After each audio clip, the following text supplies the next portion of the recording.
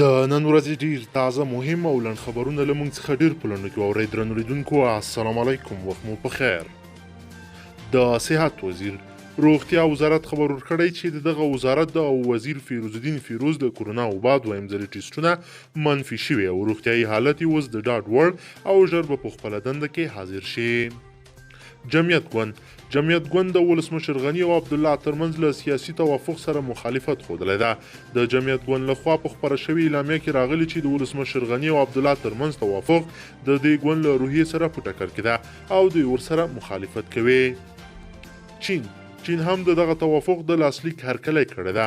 په کابل کې د چین سفیر ویلي له یو لوی ملت سره همدا ښایي چې خپلې ستونزې په خپله حل کړي او د خپل هیواد د جوړېدو لپاره یو بل ته لاسونه سره ورکړي.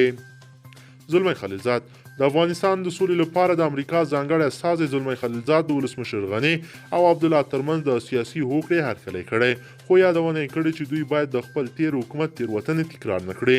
له څو میاشتو ټاکنیزو لانجو وروسته پرون د ولسمشر اشرف غني او ډاکټر عبدالله ترمنځ سیاسي هوکړه لاسلیک کړه.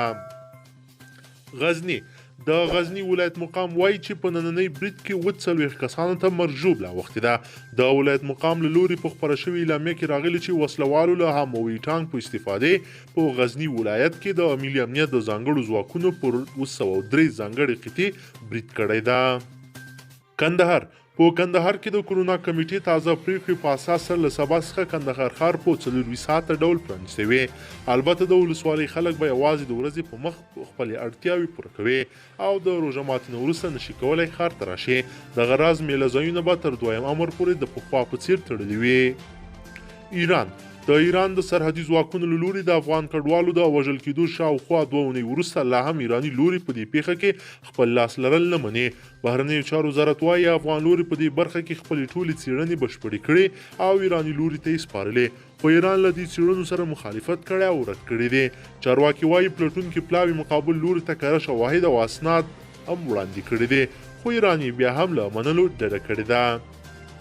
چابهار بندر د افغانستان سوداګرۍ او صنایعو خونو چارواکي وایي چې په نږدې ورځو کې به د چابهار بندر له لارې د افغان سوداګرو 150 ټنه وچه میوه هند ته صادره شي.